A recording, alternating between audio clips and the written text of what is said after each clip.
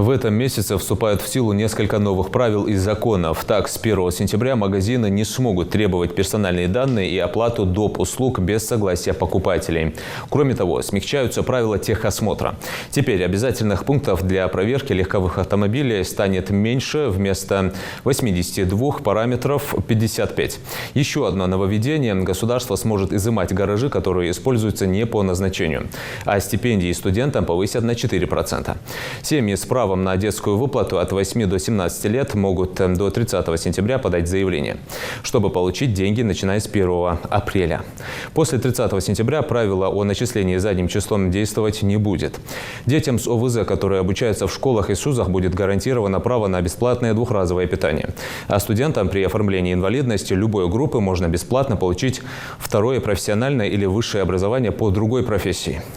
Учителя будут заполнять меньше отчетов. Таким образом, у них появится больше времени для работы с учениками.